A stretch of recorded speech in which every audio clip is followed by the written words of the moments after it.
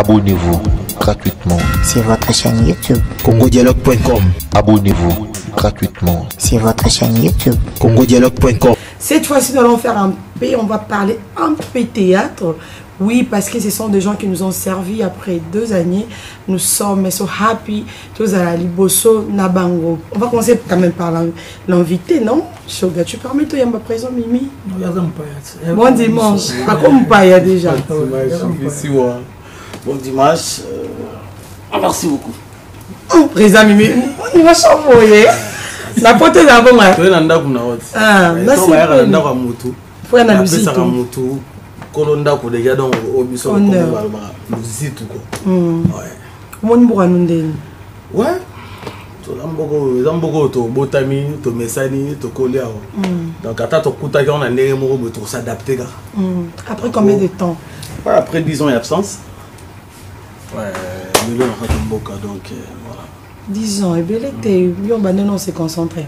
Ah donc moni so bokembo ka moko boye bokomino na mboka foko ko ba mboka na de tambola donc biso de abakino na grande awa donc to botami awa to koli awa donc to kina mboka mo mpa yobi ke au siège kuna donc il faut vraiment s'adapter oui ba couloir ko ezarande nini couloir ko ezarande donc ngazo itananga donc la daki pressé te na kena ye parce que c'est na kena ye ka on en sala de na sala ngo déjà ba 15 ans passé c'est ngela pena ke ko vandi ça non mo ma belé koye bana makambo ndenge ezalaka so côté ya robima watina do so bimi bosali boye wa ba intégration mboka normalement c'est important c'est ça. Mais président pendant 10 ans on y soit en actualité hein, dans le bien dans le mal, pourquoi? Ouais, donc quel est ton secret? Jésus-Christ. Donc Jésus-Christ et puis donc ça va un peu moins droit la vie on est bolamu zelo ko mo egangaka. Donc tabatu ba ba masqué ba sali boye ba masqué donc nga wa ba lo bona mabeme ba kuto na ngote songala bon pour une fois je me rappelle parce que un peu dans montre dans les réseaux sociaux tout le monde a venu qui ba kati on a betona ndi ba konle ba loba ba kati 2 minutes mu Congo kutu ndengezana obotaka lisusu te pourquoi ba ndolanda basi ya bato pour l'information na totika na on a Congo yo mo sikoye réponse non c'est d'arabe somme d'arabe somme moni biso ngana muta somme donc faut bazo aka faut bato bazo aka somme yango auto le bat nazongi susu ba lo bon mabeme ba kuto na monter ba accident mo eza vraiment ba mauvais souvenir à vie na zoka comme innocent en fait donc est-il le coup l'état français non peut ba kata dossier ngoti parce que c'est ngamo ba élément ezali belé. Donc du coup, moi pour moi, Dieu m'a fait grâce. On a toujours ma grâce tout le temps. Je suis en vie et puis le lot sous la moune. Et ça n'a bien changé mingité. Vous avez l'union après 10 ans. Ouais. Et ça ça n'a rappelé le moment où on dit matin on n'a rappelé. Ah ouais. Oui ma tête. Oui dry. Rai, ouais. Oui, Rai Kabola 2 parties. Bonhomme, tout ça. Parce que les Ananzela me seront les côté à. Pour le thé, tout comme musica. Oh, so katis maman qui est des bonhommes. Mais so pour ça, côté pena grand-mère, nous n'en avons pas. Ni une grand-mère, non. Ah, ça bien. Elle s'appelle Carmounio. C'est bien. Elle était très contente, tout ça. C'est bien, mais c'est un peu lié, mais après, il y a un objectif. Donc moi, les choses plus importantes, la linga on a moni après l'absence est belée, plusieurs années, tout ça. Il y a bonnet, na yebo na mona na kuta na master oyo to banda limbondo ensemble. Maso pena ozaki to bunda mais to bomana te. C'est ça. Donc moi de ma part, ça maman a plaisir au saranate.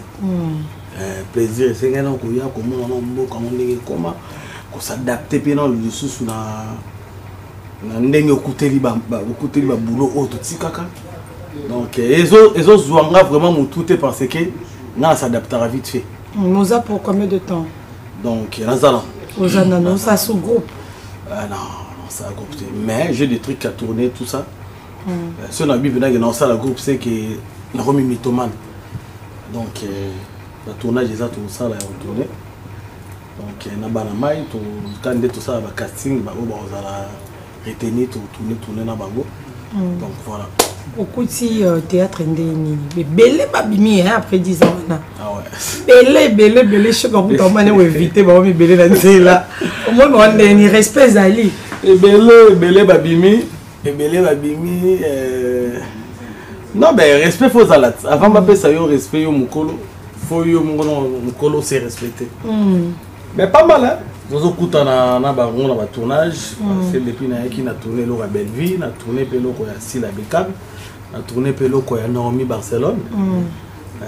Donc tout ça on se comprendre. Non, continue idéologie non. Hein? Idéologie non.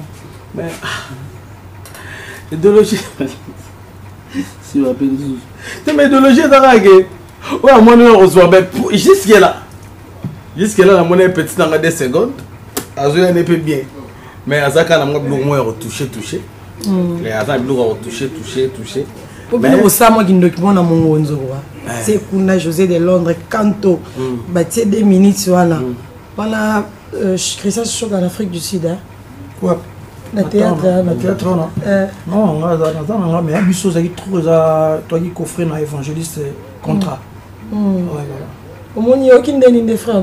Non, plaisir, ça fait 10 ans. Au moins, surtout, accident comme il y a beaucoup de temps, parce qu'il y a déjà à la mort. Hein. Ouais. C'est-à-dire qu'il qui déjà baladé, déjà chassé. Après quelques temps, à la mort, il y a les grâces. C'est-à-dire, ça dit plaisir, il y a beaucoup de temps. Il y a un la paix, il y a un message pour un système, il y a pierre tombale. Il y a combien tout ça, la pierre tombale. Le quoi paiement ça y a qui a bâti notre mécano pour sa mois date qui assista qui n'a d'ailleurs pour nous il fallait y a assista qui était il y a notre pour ça qui assista na quoi pour na côté Pierre Tombal il y a Chico pour le 18 dimanche le 18 donc on invité au p so aux alana non à dispo dimanche donc gars sont en train de ça dit to banda ils en ont le il y a 7h 10h tout ça déjà na toujours une habitude parce que notre pôle a PCR on a parti déjà à 8h aux alana notre pôle 10h bolongo ba comme ça la ba le 18 soyo mais surprise mo pe aux ala pe pour na bande comme sous pe ba tika biso pour na ba Pierre Tombal na bango surprise pe aux ala bidon ya nani ya présent mimi bon idée eza initiative eza ya bomoko ça dire y a pas une association na biso initiative ya bomoko eza pe ba masa musu bakati bana katsa bomoko te on to sala ki ya ndeo ya bomoko to sangisi ba ya tout ça 1 franc parce que bato ba kufi parce que ba masa wa biso pena o bato lité la makambo ebele chiko kutu akenda ki olala kati ncheva ki kolala ala mukati ozo mo ça dire ba sentiment to zara na ngokala alors faut to continuer ko cela ba tika biso mo ba plaisir voilà ça c'est bien mais les contacts pour certaines personnes qui ouais pour na bato tout bazana besoin de contacter surtout les canisho to zana ngo ya malamu ya ko soutenir parce que toi pe na ndeko na biso ngo boye Aouti yaza na prison, bato bimise prison za na sana. Tony Body ya kati. Azaki aza acteur ya phénomène sobe. Ça dit la minute soit gravement malade. Omoni za ba kamoro pe biso bato za en vie, so nzamba pambola biso na moi 1 franc to meka ko soutenir yetan za en vie. Ça dit que là on kufa nde biso na to ye to lati danger to beti ba maboko to sepeli to meli ma sangadon.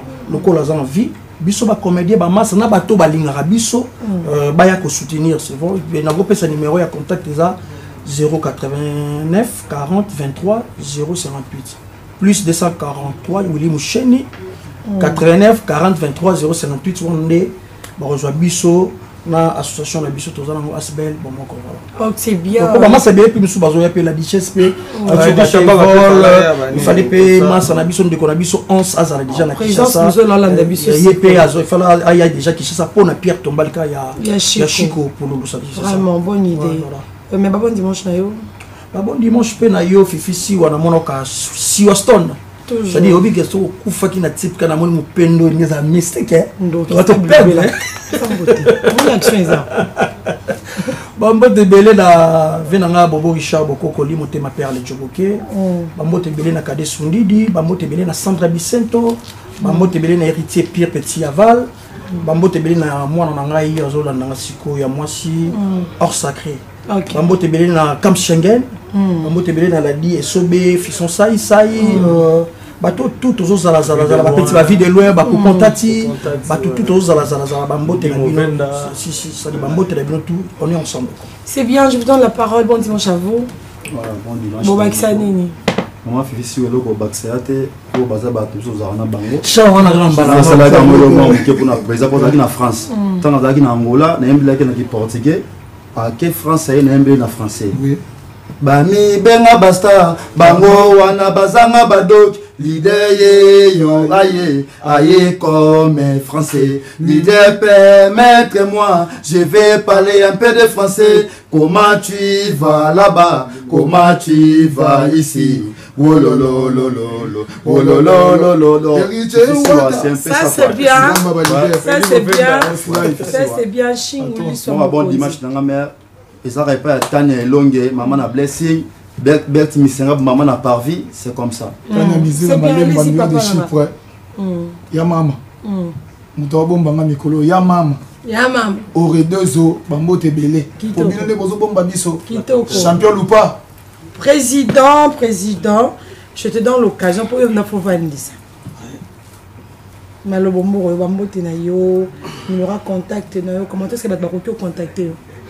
Ouais, donc, Naya qui peut pour nous présenter Zembo Nanga Congo, on a un pour la Congo. Donc, Naya Bi qui de. En élection, il est là.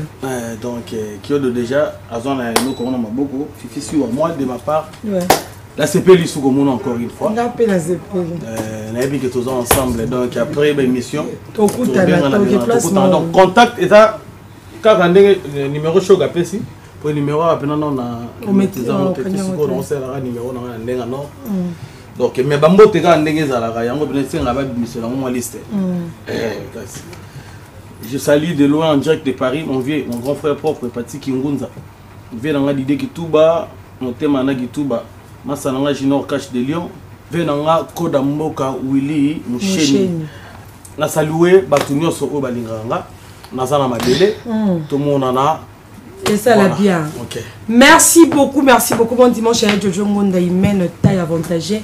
Ma Denise Abeta Colonel, Emmanuel, tu sais qu'elle dit Charles Chite Namoufino quoi Jobo. Bon dimanche à vous. Benjamin lui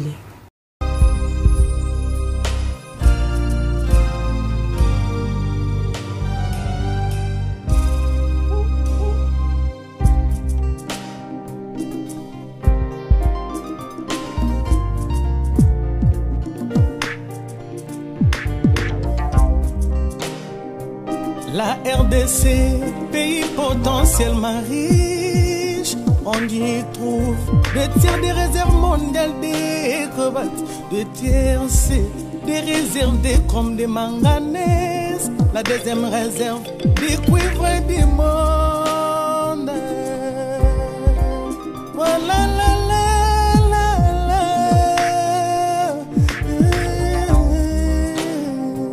la RDC, pays potentiellement riche, on y trouve des tiers des réserves mondiales des cobaltes, des TRC, des réserves des chromes, des manganèses, la deuxième réserve des cuivres du monde, une des dernières réserves forestières du monde. Abonnez-vous gratuitement sur votre chaîne YouTube congodialogue.com. Abonnez-vous gratuitement sur votre chaîne YouTube congodialogue.com.